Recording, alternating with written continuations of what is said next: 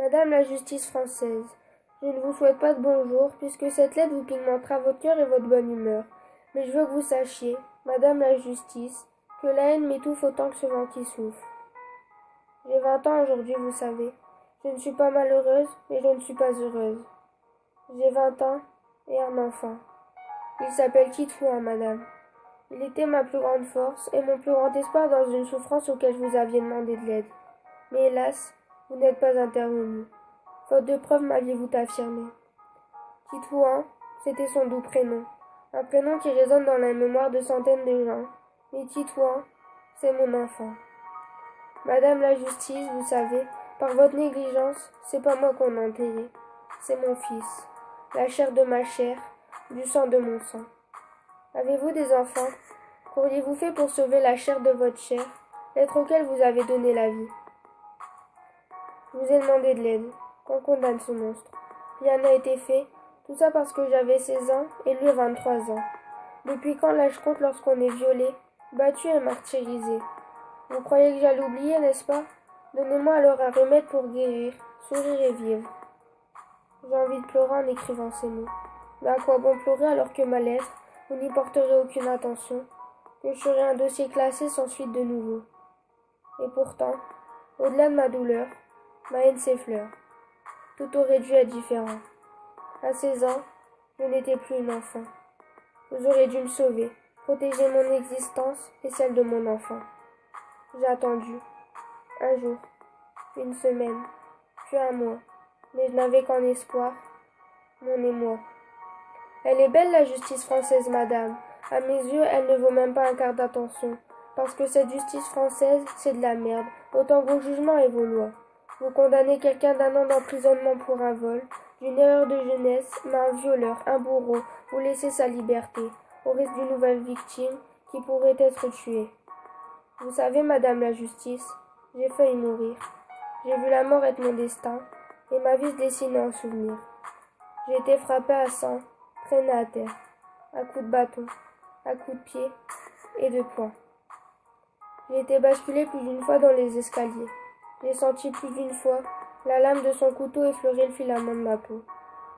J'ai vu mon sang couler, encore et encore, plus puissant, comme ces hématomes de plus en plus nombreux.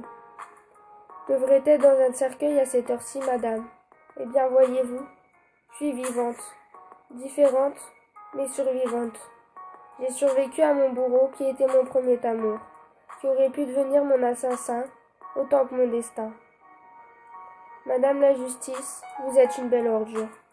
J'ai tellement de haine envers vous, parce que toute cette souffrance aurait pu être épargnée, si vous m'aviez regardé, observé mon corps, observé ma faiblesse. Ça n'a pas été le cas. J'ai été un dossier sans suite, sans jugement. Vous aurait-il fallu ma propre mort pour condamner ce criminel? Que vous aurait-il fallu? Des preuves? Elles étaient sous vos propres yeux, madame. J'étais cette preuve, que vous n'avez même pas regardé droit dans les yeux, pas une seule fois. J'étais terrifiée, peinée, en danger. Et vous? Vous m'avez fermé cette maudite porte-nez, comme si vous m'ouvriez la possibilité d'être près de Dieu, et de laisser un vide auprès des miens. Mais madame la justice, si vous m'aviez un minimum écouté et fait de votre mieux pour me sauver, mon petit garçon serait en vie. Il aurait même fait sa première année d'école en septembre dernier. Mais madame la justice, par votre négligence, mon fils ne fera pas sa deuxième année, et encore moins sa première année. Vous savez, au lieu d'offrir des cadeaux à mon fils, je couvre sa tombe de fleurs. Trouvez-vous ça normal?